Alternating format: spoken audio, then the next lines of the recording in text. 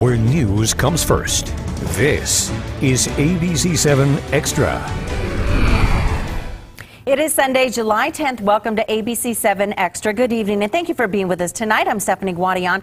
The country is reeling after police shot and killed 2 black men, and a black man then shot at 12 officers, killing 5. According to Dallas police, Micah Johnson told officers that he wanted to kill white people, especially white police officers. The conflict, though, that is not black and white. Not all protests are peaceful, and not all interactions with law enforcement are free of bias.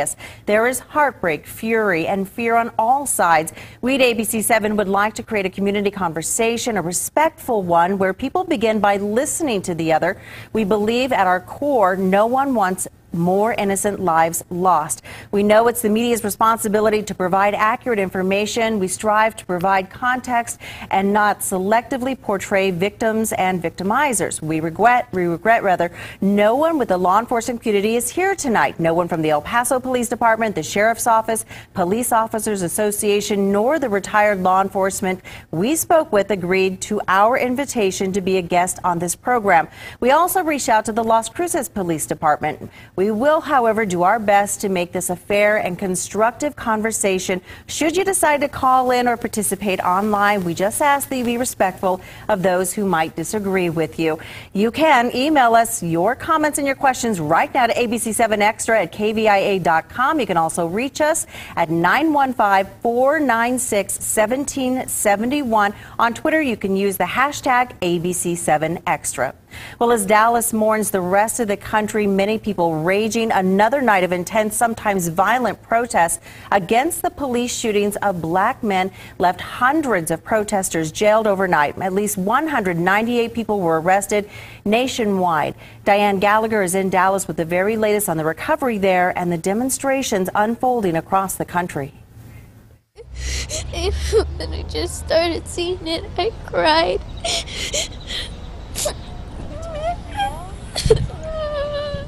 Morning in America. I just don't understand why someone could do this.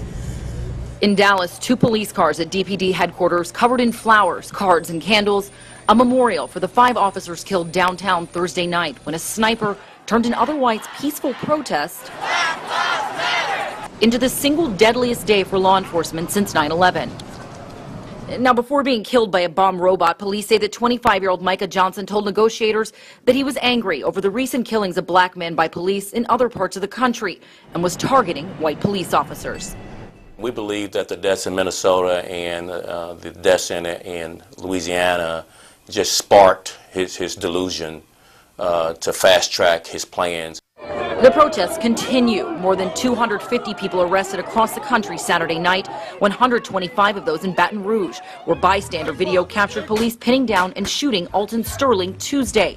And in St. Paul, where the world watched a live video of Philando Castile dying after being shot by an officer, Saturday's protests ended with more than 100 arrests and 21 officers injured, leaving many wondering what can heal this growing divide between police and the communities they protect.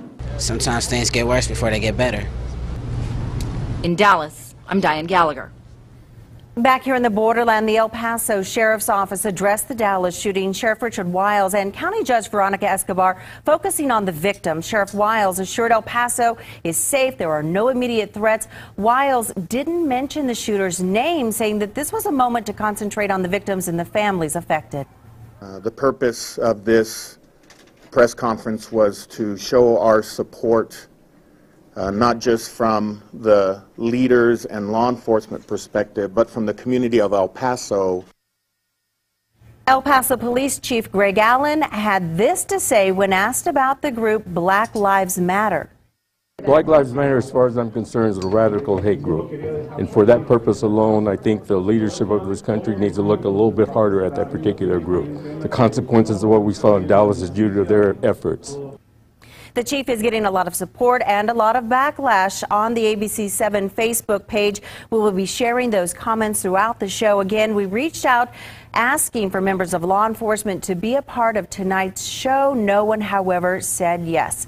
A few people did say yes. Joining me right now is El Paso City Councilman Peter Schwarzbein and Greg Davis from the El Paso branch of the NAACP. Thank you both for being with us tonight.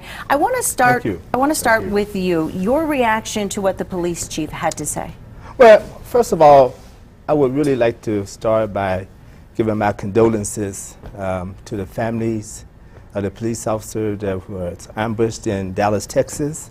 And in saying that, I would like to mention that Chief Allen and his police officers, the same as Greg Davis and his members of the NAACP, we have a passion, a love for this city.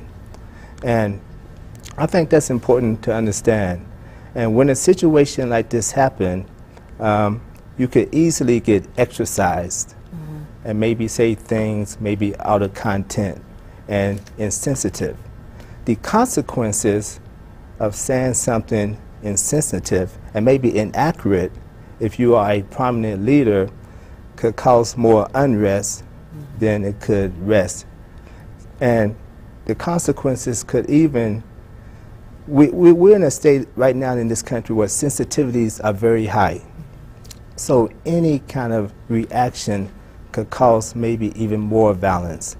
Not against the shooters, but against the groups who other people are assumed to be affiliated with. Okay. So it's very dangerous. Okay, and Peter, you said maybe we should also take into consideration the timing of which that statement was made. Yeah, I mean, I think last week was a very dark week for our country.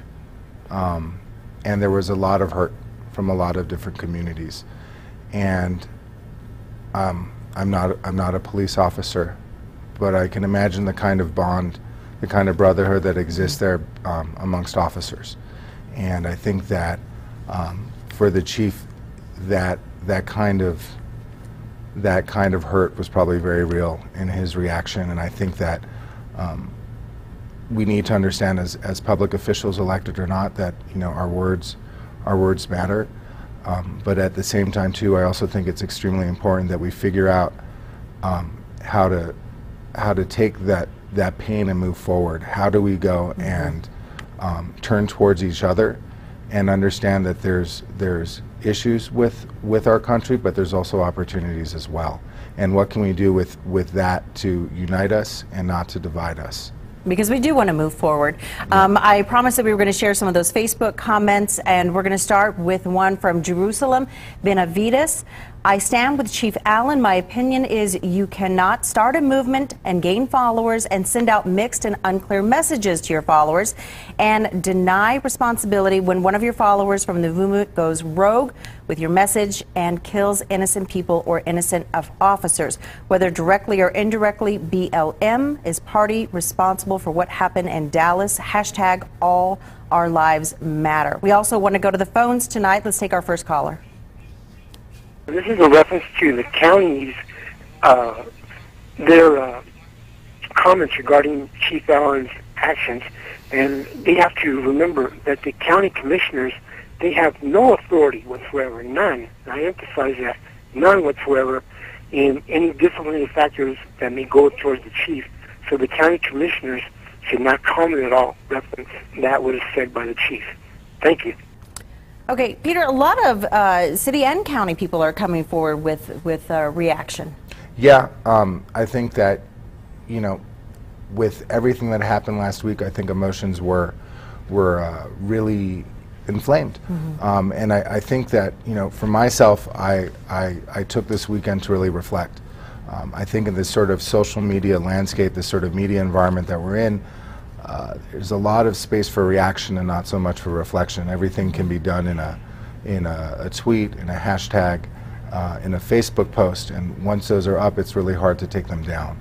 And it seems that with the things that are going on, with the issues that are occurring, that kind of reaction is not very productive. And the insinuation of constantly trying to choose sides, like believing that there can be better accountability and better police standards for people of color, for systematic discrimination, does not make you against police officers. And being for the police does not necessarily mean that there can't be a better standard there.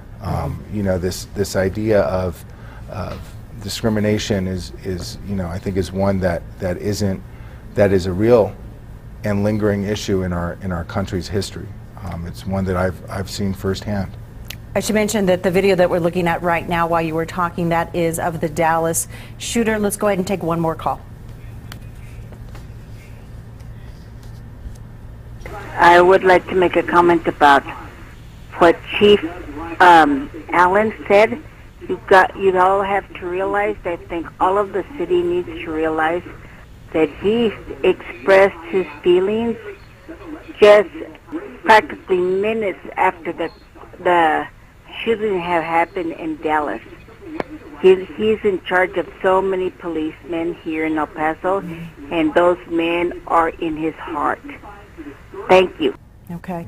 And you and I talked. Yes. People can jump to conclusions quickly after something happens like this. You wanted to make the point that many people assume that the Dallas shooter was part of the group Black Lives Matter. Maybe not. Yes, and that has really, first of all, I represent the NAACP and not the organization of Black Lives Matter. But what I do know about Black Lives Matter is it's a peaceful organization that wants to bring awareness to the disparities in police violence towards young people. Now, to my knowledge, there has been absolutely no indication that the shooter was even affiliated with that group at all. And I just find that kind of disturbing, because to really affiliate that shooter with that group puts bad light on that group, which may not be due to them because of that inaccuracies. Okay, we're getting a lot of calls on this issue tonight. Let's go ahead and take another one. I would like to add my approval of his statement. All he did was tell us the truth of what has been happening in Dallas, in Texas, in a lot of American cities. That's why this happened, unfortunately. And I hope not, but things don't look too bright for the future in this respect. If this attitude towards minorities continues, anything can happen. We better brace ourselves for it unless we correct our attitude. Okay, a lot of people concerned about this going forward, Yes. and some people not very positive about what can come out of this. Yes. Just opening the question to both of you, how do we move forward so that we don't end up at this very exact point yet again? I mean, I think we need to. I think we need to understand that there are issues that minority groups in this country deal with that are real. Everybody from Newt Gingrich to Marco Rubio, and I was very surprised to agree with it, have expressed that, you know, these issues of discrimination, these issues of a different set of treatment for people of color is something real, and it's something that exists in our country. And we can, you know, we can choose to try to ignore that, or we can be honest with ourselves and try to move forward with it and do it in a way that's peaceful and tolerant and full of love.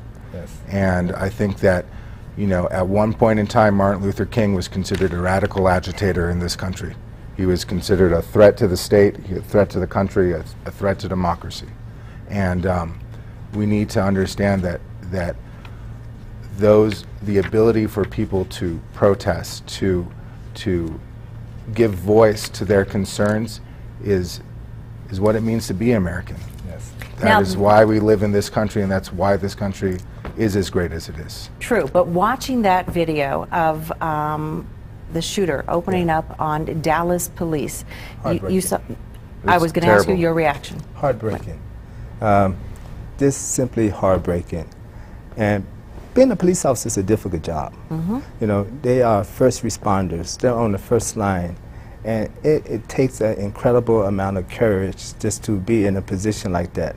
But I would like to say this in respect to what Peter said. How do we go forward from here? To me, This is an old problem with actually a simple solution. And in El Paso, Texas, I think we have the ability to be the vanguard for the whole country. For example, I think it's three points we have to concentrate on. Number one is fairness. Fairness for all citizens. From a police standpoint, all citizens should be policed the same. It shouldn't be a different criteria from one set of people or another set of people.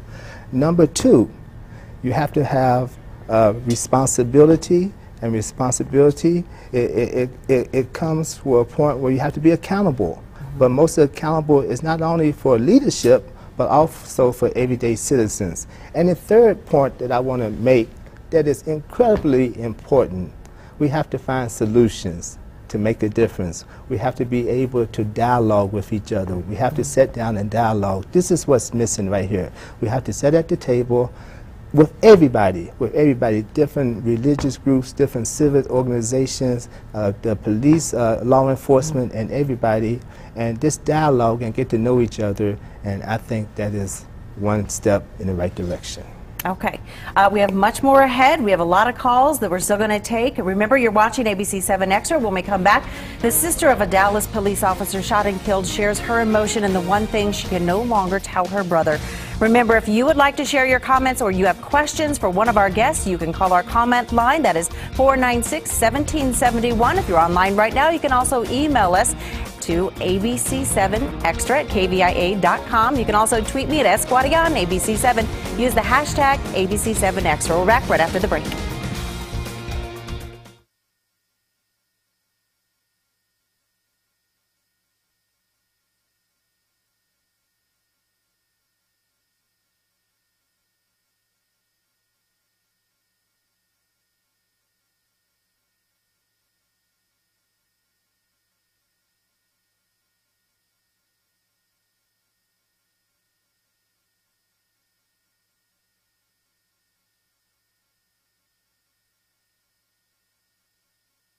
And community only to die.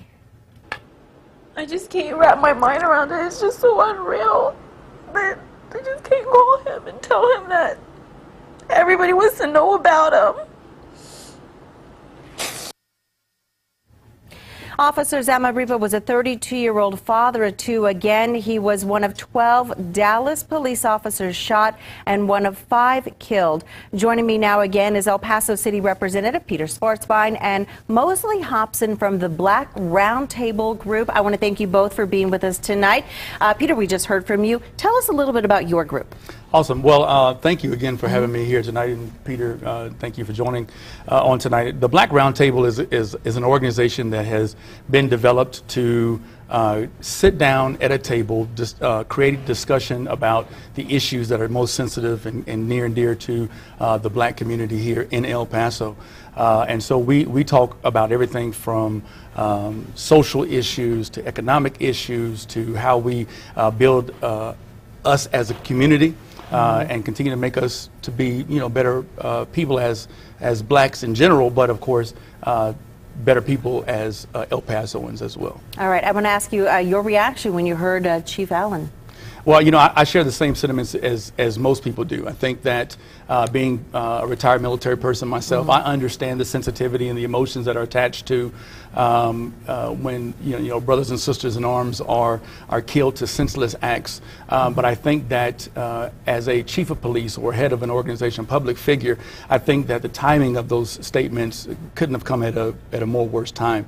Only because of the fact that, again, we as a community, particularly a black community, are trying to determine ways to come together and ensure that something like what has happened in Minnesota or Louisiana doesn't happen here and then we react from it. But we can come together at the table before then and say, hey, we're willing to come and sit at the table to figure out how we as a community can continue to strive. Okay, let's talk a little bit about social media and how immediate it is. There are a lot that we still do not know about the police shootings, both in Minnesota and also about Baton Rouge.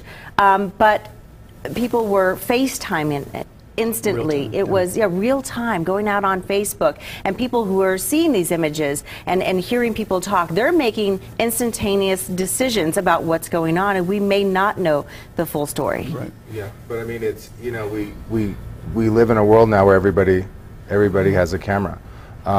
And speaking professionally as having worked as a photographer, you look at some of the most recent sort of combat and photojournalism, the pictures that are really iconic, they're not shot by professionals anymore. They're shot by soldiers, they're shot by civilians, oftentimes with an iPhone.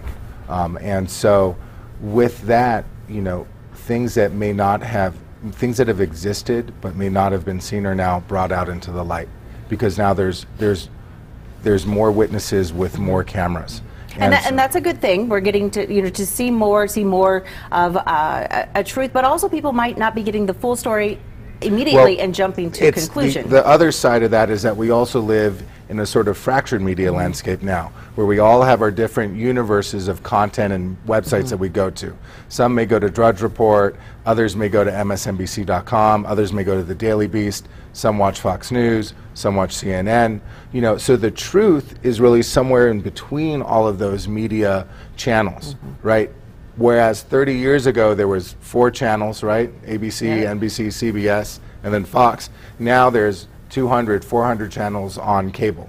You know, there's thousands of websites that tend to not give us a wider view of what's going on, but rather reinforce our own narrow worldview of the world around us. And so, you know, how does that sort of affect what we saw this past week?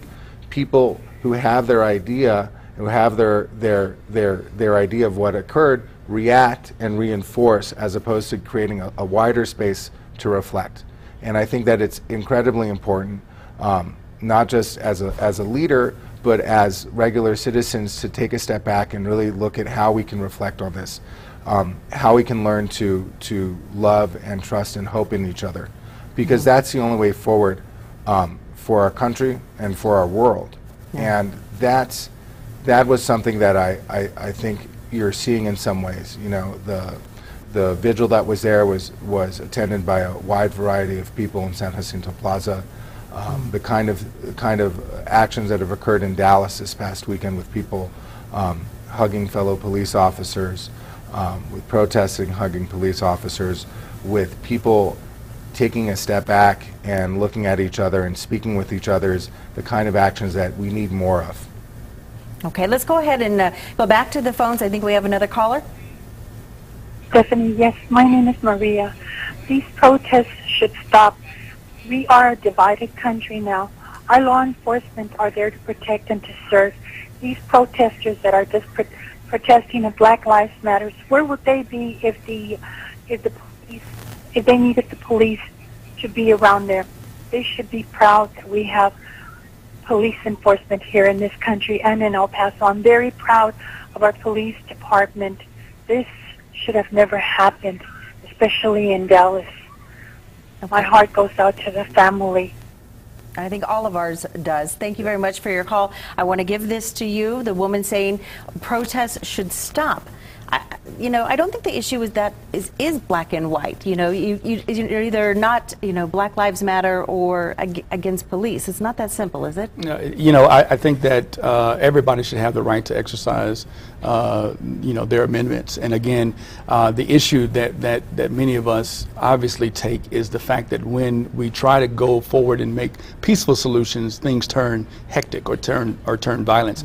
And that's not what we're trying to promote, particularly as a black community. We're not trying to promote that. We're trying to ensure that people understand that, real time, as we talked about earlier, you know, real time media that's being broadcast of people like Philando Castile, you know, dying in the front seat in front of his daughter, or even Alton Sterling's son breaking down on national television. You know, again, those issues are real to the black community, and of course we can't erase that. And again, you know, our intent is to get out, of course, do our peaceful protests, to get the attention of those that can change the laws or change the way we do business, and of course move to a more calmer peace. And you know, I think too is that this idea that brutality, discrimination is merely an issue that affects the black community. It's a white issue. It's a Latino issue. It's a gay issue. It's a straight issue. It's an issue that strikes to the core of the promise of our country as being a place that's free and that's democratic. And there should be a space that occurs for people to be able to speak with a peaceful tone and a measured tone for progress. Right now, we're also taking a look at the 5 police officers who were killed. Do you worry that after what's happened, you've just taken 5 steps back in what you're trying to accomplish?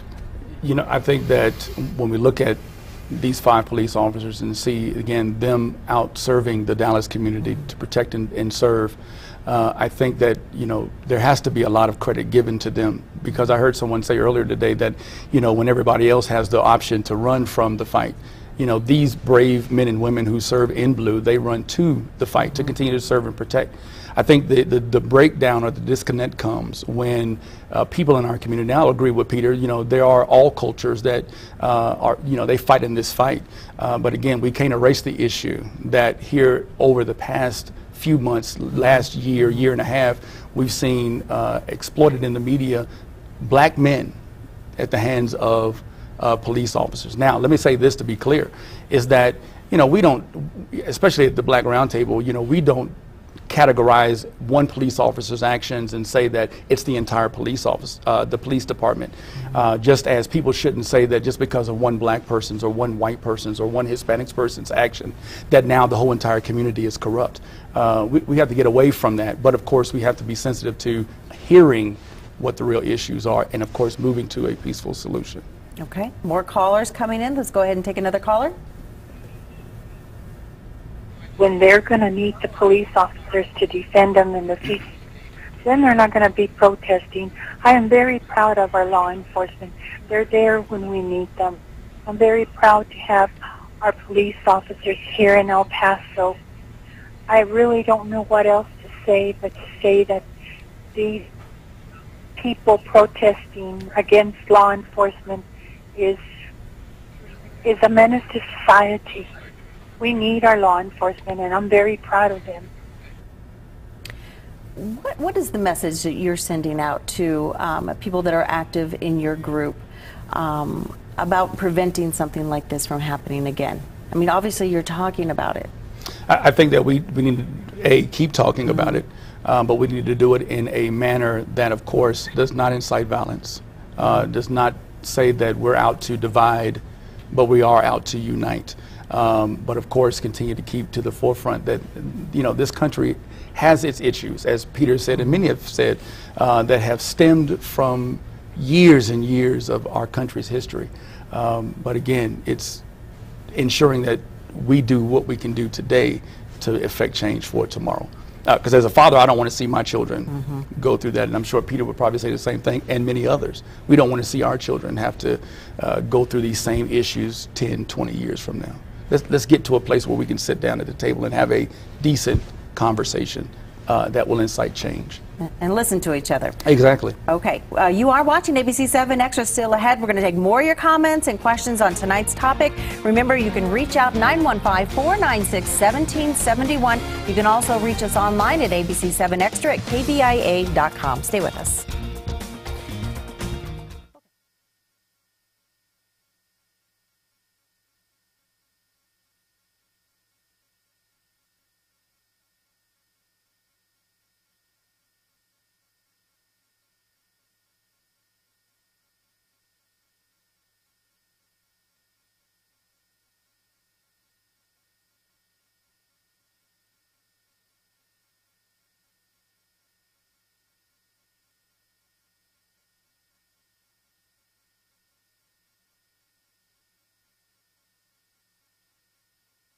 Welcome back, everyone. We still have one more break to get through. Let's go ahead and talk about moving forward. What's coming up? You know, I think that moving forward is very important, and as a result, you know, the Black Roundtable, we have committed ourselves to continuing to have discussions that will involve the entire community of El Paso, because again, like we said earlier, that there are a lot of people that are in El Paso that don't know everything that there is about African Americans, and there are a lot of African Americans that don't know a lot of things about Hispanics or white culture or whatever the case may be. And so we're opening that discussion, and we want to do more about that. But on tomorrow, the MLK committee here in El Paso is going to sit down, and we're going to do our first mini town hall, a call to action. We're going to do it at the McCall Neighborhood Center. We're going to do that on tomorrow. And then, of course, the Christian community here in El Paso is going to come together on Tuesday. And we're going to, number one, join together in prayer. But then after that, we're going to, as clergy members or the Christian community, say, hey, we're in this fight just as well as everybody else. And, of course, we want to be a part of the conversation. Okay, Peter, the city moving forward? I think it's important to understand that we're here to leave this world a better place than where we found it. And when it comes towards that, we need to really understand how we can work together and communicate in a way that is respectful, and communicate in a way that subscribes to the highest ideals of this country and this city. And so I think that the opportunities that we have to understand that it's those differences that we have that unite us. We aren't a monolithic country. We're a country found on many, many different people. Out of many comes one, right? That's America's promise. That's America's challenge. And so now is an opportunity to work constructively to continue that dream. Okay. Just briefly going back to what the police chief said, from a city council point of view, is there a conversation to be had with the police chief? I think that it's probably, I think that there were some people in our community that I don't think agreed with what the chief said, that probably under some emotional duress. I think there's also people that did agree with him, and so I think talking about that in a constructive manner, I think, is important. Okay, well, I want to thank you both very much for being with us tonight. Not an easy topic, but one I think is important, and I hope a lot of people drew a lot of information from this. Again, thank you very much.